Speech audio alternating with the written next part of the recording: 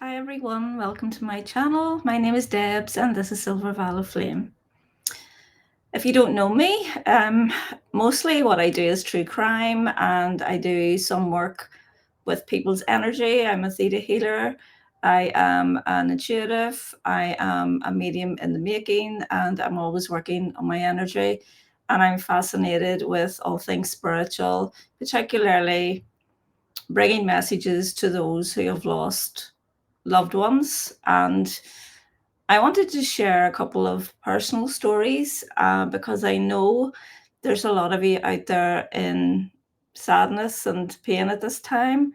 So just let me begin, and hopefully, this will resonate with some of you and it will help you perhaps know that you're never alone and that the connection never dies. So, as an intuitive for over a decade now, I've had many memorable moments. Um, but these two I'm going to share with you today really hit me in the feels. Um, they showed me the potential of what we are really capable of intuitively and spiritually also. And it connected me on a deeper level to the process of death. But we all know it's something that comes to all of us. So why not educate ourselves about it? Um, I know a lot of people, they don't really want to talk about it, do they? But I never really understood that. It's somewhere where we're going. I mean, we're all going to go somewhere. We're all going to die. So why not try and understand the possibilities of where we may go to? So if you've just jumped on, you're jumping into a interesting story time. So like and subscribe if you haven't already, and I'll begin. So the first story I'd like to tell you is about my Uncle Billy, and he has Alzheimer's, and he has been in hospice now for nearly 5 years with this Alzheimer's. He is very gentle with it. I know some people can become quite angry, but fortunately for us, he is very gentle and he eats well and he can't speak now. He's completely bedridden, but his wife and his son and daughter feel that there is pieces of him that do come, and he blinks and as if he's answering them. None of us will really know, but I want to share with you the experience that I had with him. And this was a few years ago. And I shared this story on a course that I done, and I know everybody was completely gobsmacked by it. So I thought, why not share it with you guys, along with the second story, which was passed on to me by a third party, just really today. And I thought, well, this is something that's sitting with me at the minute. Why not share this? So my uncle, at this time, he was able to sit in the chair. Now, as I say, he's bedridden and he hadn't been too well physically. And I thought, I'll go over and see him and I'll give him some healing because I'm a Reiki master as well and I give healing. And I thought maybe I can do something to help him. And I brought my little tool here. This is a chakra alignment tool. It's a Buddha Maitreya tool, an etheric weaver. Okay. And you can see all the colors of the chakra on it. It's a wand. And I got the idea to put a piece of cord around it and put it around his neck and just let it hang, down where his chakras are. It is a very powerful tool. And that's what I done. His daughter and son were sitting beside me, and I said, Uncle Billy, be okay if I done this? And he just nodded. He did. I don't think he really understood what I was saying. So I put it around his neck and I just let it hang. And we could actually see his facial expression changing, where he obviously was able to feel the tool and the energy of it on his skin, you know. And what happens to me when I put this on myself is you can't really keep it on for very long, because what it does is expand your energy, and you just feel like, okay, that's enough now, you know, it's time to take it off. Well, that's exactly what happened. So we could see that happening, and then he just, you know, he wouldn't remember that it was on, but then he just sort of went like that. And I just knew intuitively that he wanted me to take it off him. So I just took it off him. And as soon as I took it off him, guys, this is the part that's really going to blow your socks off. He just did this, and he did this, and he did this.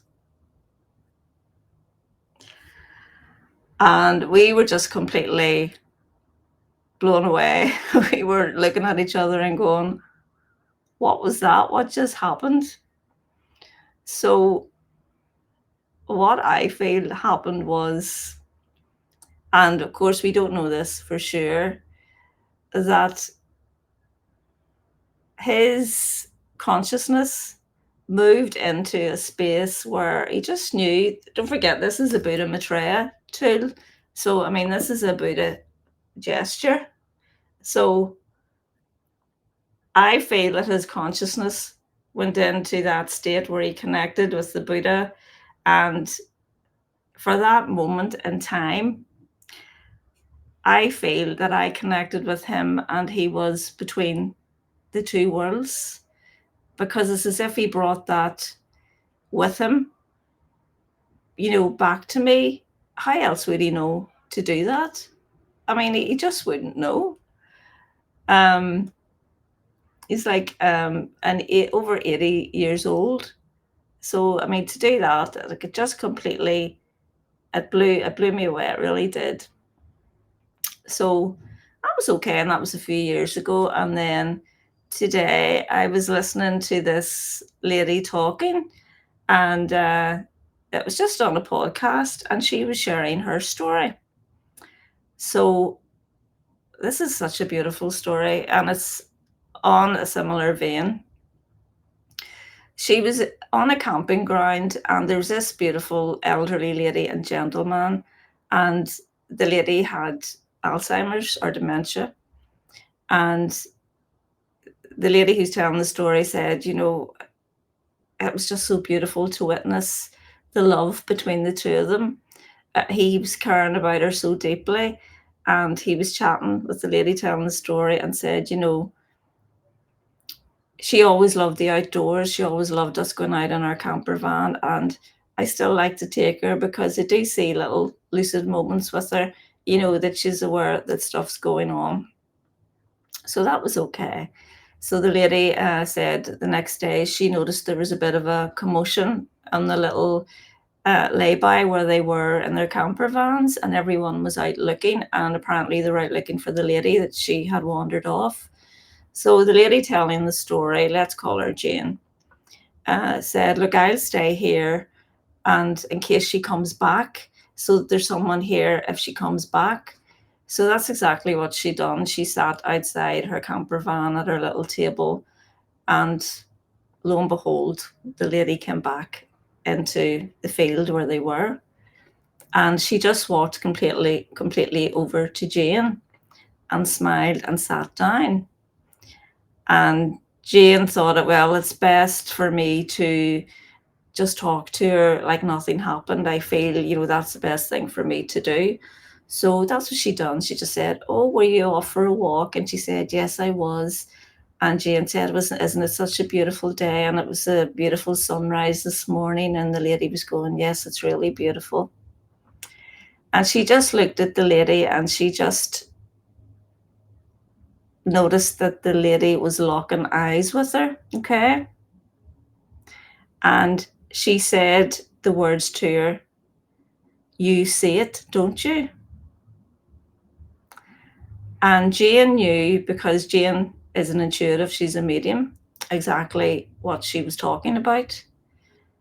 The lady could pick up that she was an intuitive, and that she could see what the lady was saying. And Jane said, yes, I do. And she says, I can see it all the time now.